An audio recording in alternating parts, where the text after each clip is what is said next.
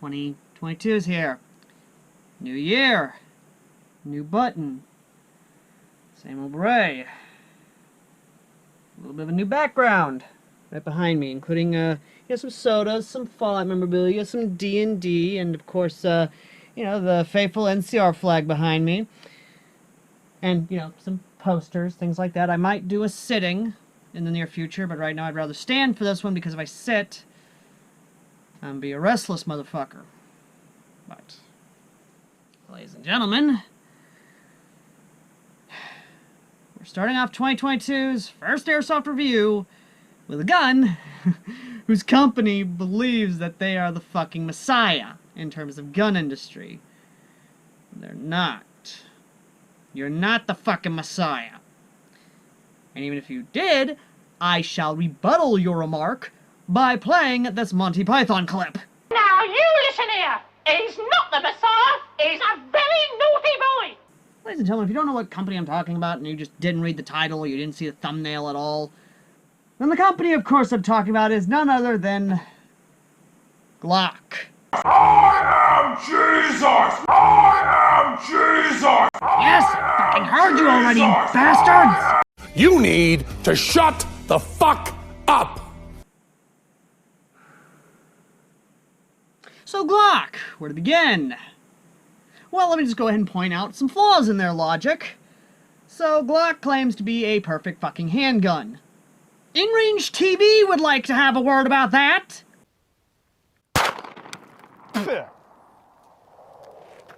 Alright, it has failed to go completely into battery.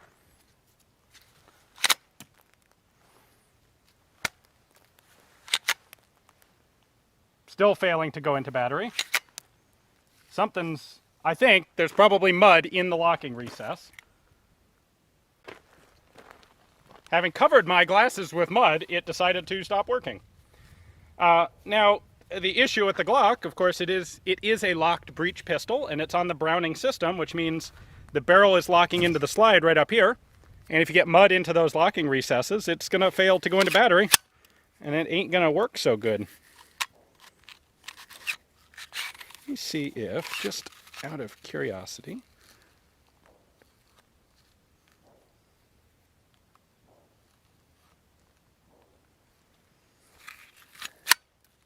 no. It's dead, because I can't get the slide off either because I can't drop the striker because there's mud in it, and I can't get the mud out without taking the slide off, and I can't get the slide off because I can't drop the striker because there's mud in it, and I can't get the mud out without you see where this is going. Glock has a pedigree with the fucking FBI. The only reason that Glock became as popular as it did in America, even though being claimed to be America's handgun, is because, of course, the FBI liked it. And if the FBI likes something, then obviously everyone and their goddamn mother must have it as well. Because fuck you, federal bastards. There are so many other better striker-fired handguns out there. Hell, the modern iteration of a striker-fire handgun doesn't come from Austria. No, it comes from none fucking other than, of course, the Czech Republic. With this lovely little thing. If you don't fucking believe me, go watch Ian McCollum's video on the damn thing and how it actually is a better goddamn striker-fire handgun. Now, of course, I cannot claim it to be the best striker-fire handgun, because that, of course, goes to our Lord and Saviors of H&K with the VP7, arguably the first striker-fired handgun of all time. And even then, H&K will come out, but what am I saying? They have came out with a perfected version of their VP7, with more of their striker-fire handguns. They have done so, and will continue to do so in the near fucking future, because it's H&K. Now, I've gone and have made my view out there. Now, I don't hate the gun itself. In reality, I have shot Glocks.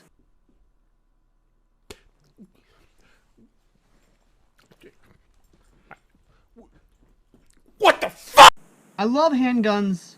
I love rifles. I love shotguns. I love submachine guns. I love grenade launchers. I love anything with a fucking trigger. I like Glocks. I don't love them.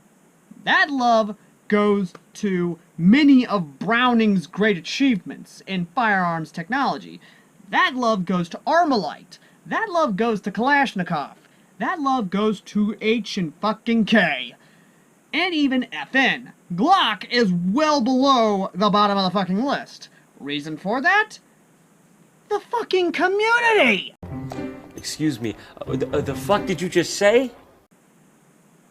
I am not joking, and yes, I know everyone's gonna bring up, of course, the other communities' fervoredness and their radicalization of their own handguns, or their rifles, or their shotguns, or their submachine guns, machine guns, what have you.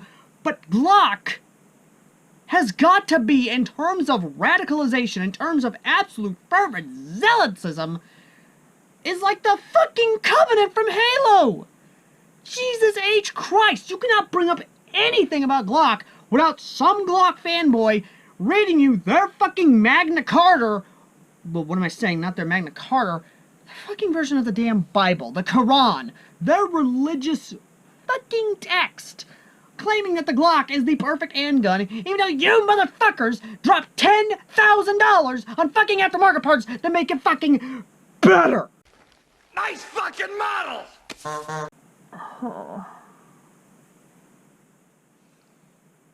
This is why I didn't want to review a Glock, ladies and gentlemen. I get so pissed off at the community because the Glock is a good handgun. Even though it doesn't do shit, it didn't do well for shit, and a high point actually does better in fucking mud. But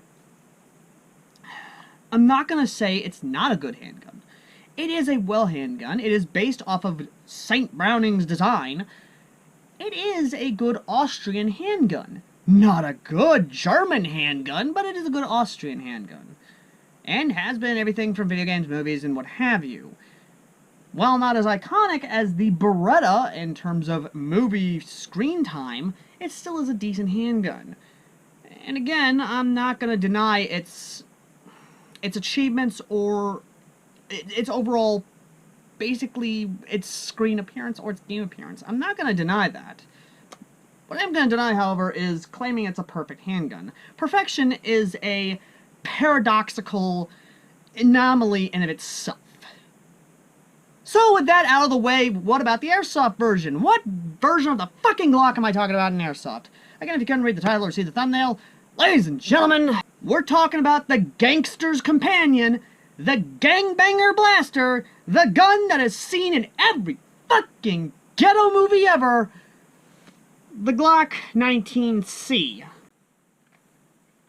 So, the Glock 19C is in the name, and before we even begin this, let's just go ahead and get a disclaimer out of the way for those of you who claim to know what the numbers in Glock mean, and let Zach Hazard actually tell you what the numbers actually fucking mean. Glocks are named after what patent number it is. That's why the Glock 17 is the 17. It has nothing to do with mag size. If anybody tells you that the Glock 17 is named that because it holds 17 rounds in the magazine, they don't know what they're talking about. So, let's talk about the Glock 19C. The Glock 19C is basically the compact version of a regular full-size Glock. Or my bad, this ain't the 19C, this is the 19, actually, my bad. So, or no, hold up. 1 hour later. I'm fucking sorry! Apparently I had to actually research the goddamn thing, because apparently now there are goddamn generations of Glocks! The full name for this motherfucker is apparently the Glock 19 Generation 3 handgun. I couldn't make this shit up. I couldn't make this shit up if I tried. I'm sad that I lack the talent to make this shit up. Why take something simple and complicated, Glock? If it ain't broke, don't fucking fix it! Jesus H. Christ!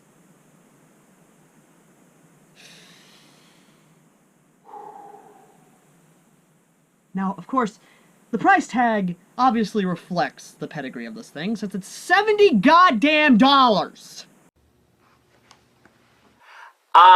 Bullshit! Bullshit! This thing better be fucking worth it for $70 fucking dollars. Or so help me, I'm gonna throw this goddamn thing out a fucking window. Now, the sad thing is that this handgun, of course, is actually decent in terms of controls. The polymer body is actually good. The feel of it, the grip, I actually do like the grip area. It's very comfortable. It actually is really good. The trigger guard, this little curve right here, actually does make it pretty well for if I want to actually have a more stable thing. I want to actually put my offhand trigger finger on it to help with stabilization. The trigger safety, while yes, having a little bit of cattywampusness to where, you know, if you actually press the crossbar here and you actually do fire it, you know, you're not going to be able to fire because that's blocking it. There's a little cutout in here. I don't know if you can see that or not, to where the safety actually can go through. It does have a trigger safety, much like a real Glock. However, the bad thing is that this has an innate issue, which is seen on the BB gun variant. You're probably wondering what that issue is. Well, apparently there's a mechanical doodad in here to where if you don't have it aligned right or something inside of it does not work very well, well, let me go get the BB gun version. You can actually see what's wrong. So I'm just gonna, here's the BB gun version of the Glock 19, which, by the way, that slide is actually a lot better than the airsoft version. Like, seriously, what the fuck? Actually, the BB gun version is better than the fucking airsoft version. What the fuck? Anywho, so here's the trigger. The safety is, of course, off. Let me just...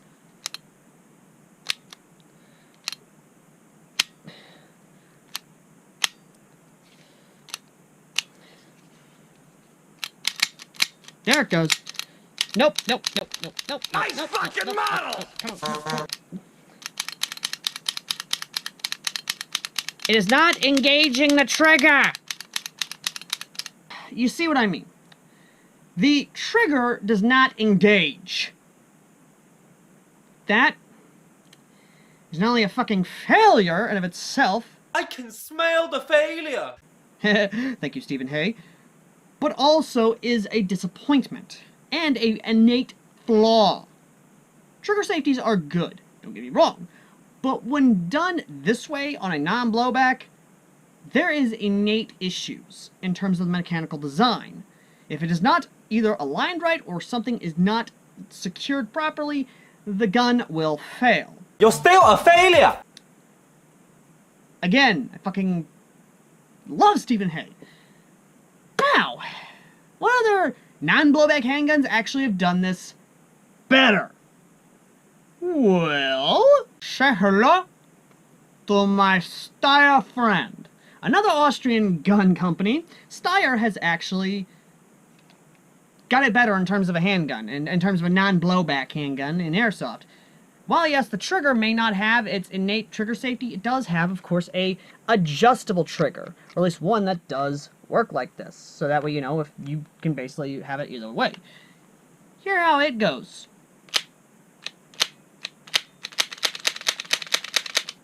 It work. It work. Unlike you motherfuckers. Another innate flaw with the Glock 19 in terms of airsoft, the magazine. Why the fuck did you go with the wind gun style magazine instead of actually going with the more common stick magazine? Here's the thing, in airsoft, it doesn't matter who the hell you are, it doesn't matter where you play at, it doesn't even matter if you are a beginner or an experienced. When you buy a non-blowback handgun in airsoft, you will come across this one magazine for almost every single fucking model out there. This little number.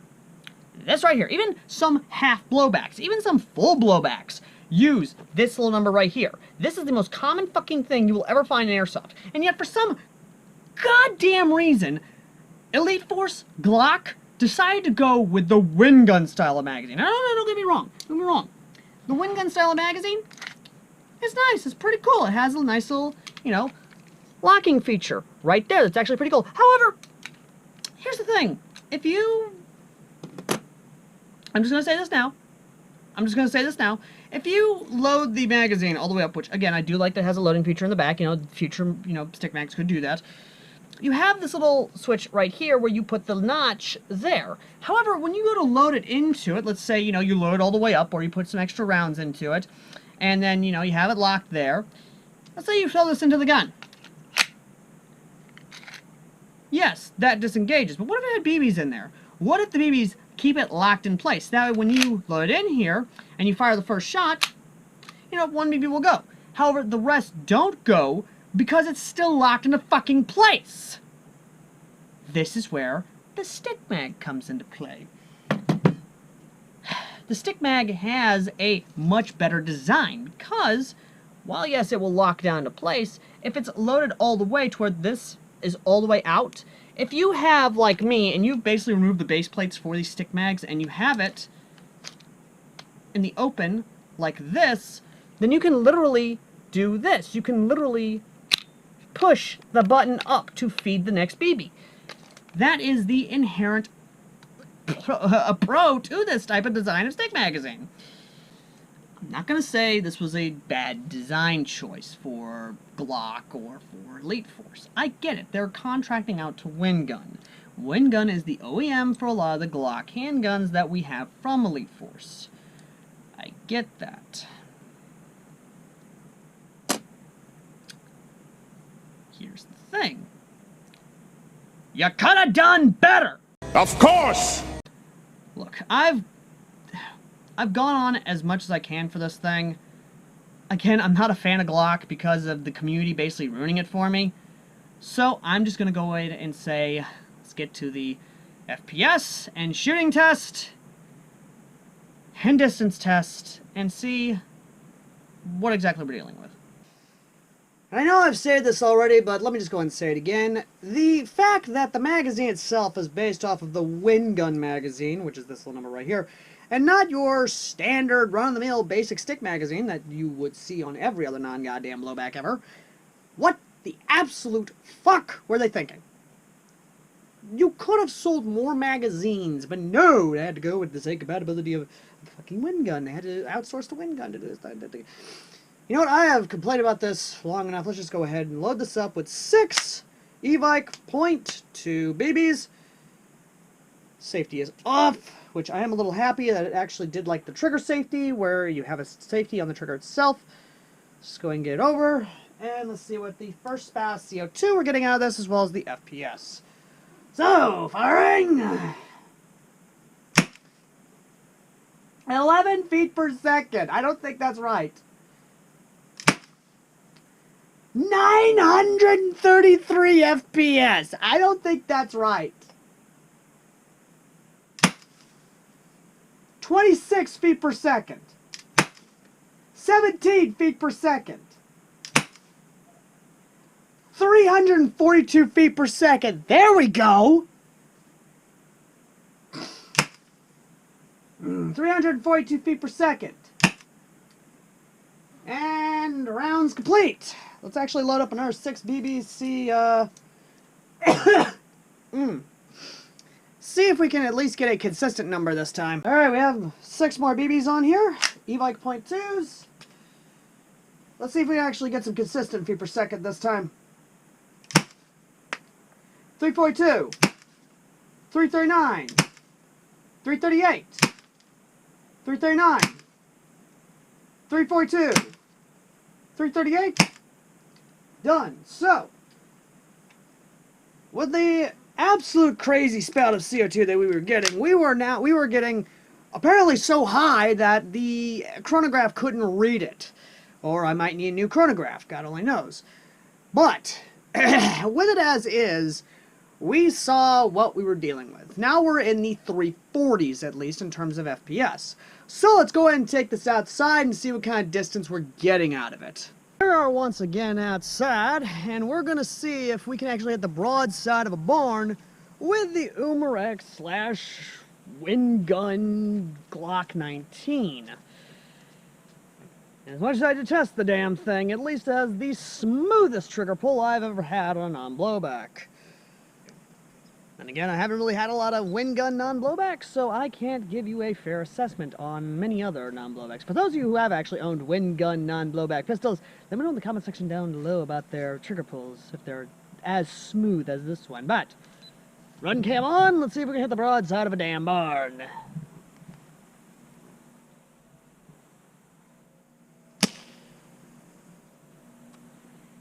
That's gonna be a no. I've got to angle the shot.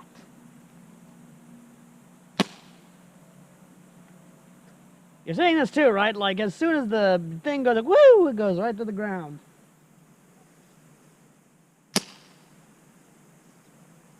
Not even. It's not even hitting the barn at all. It's not even getting close to the barn.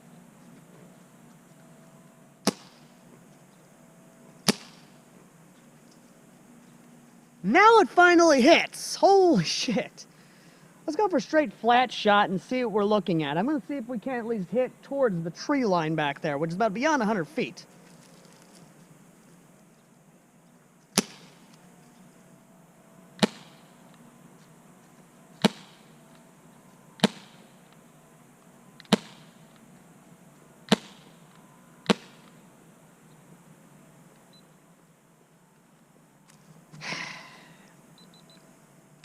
Nope. Not even. Not even close. Not even once. Nope. Nope, nope, nope, nope. Ladies and gentlemen, this little bastard right here couldn't hit past the little stump that's back there, which, if my editing powers are good enough, I should have an arrow indicating where the little stump is on this. But it couldn't hit past that stump. And that stump is roughly about, give or take, 80 or so feet away, give or take.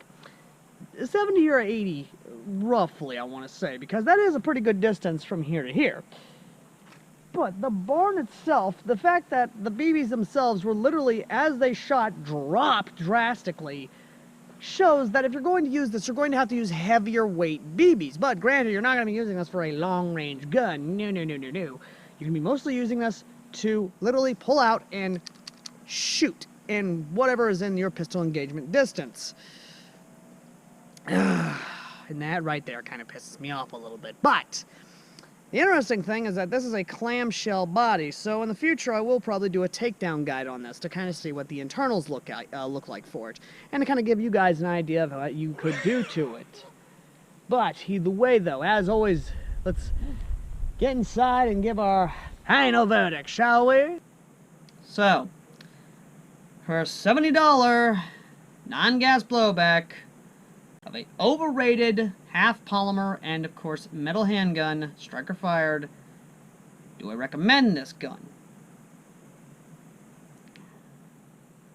With all my flaws I have against it, with all the flaws in general, with all my issues I have with this handgun, I cannot deny that it actually is a good non-blowback. Is it worth the money? Not the full $70. For cheaper, there are a lot of better non-blowback handguns that can get the same results, if not better.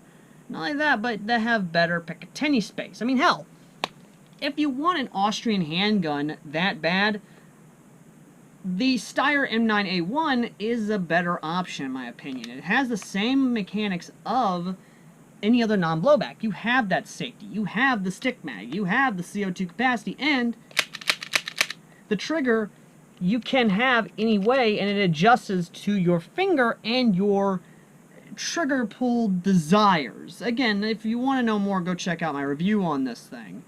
It is a good little handgun, and it is great in its own right. But there are many more other striker-designed non-blowbacks that are also good in their own right, including the Smith & Wesson 40 non-blowback. Again, it accepts the stick mags. It is also CO2. It has 3 Picatinny slots for all laser light accessories. But the cool part is that this can go into a carbine kit. Not a lot of other non-blowback pistols can do that. Again, that's actually kind of cool if you think about that. And ladies and gentlemen, I'm not saying don't buy the Glock. I'm just saying don't buy it for $70 fucking dollars. I got this one at Jake's Dollar Deals at the Tupelo Flea Market, and Jake's Dollar Deals does have more of them.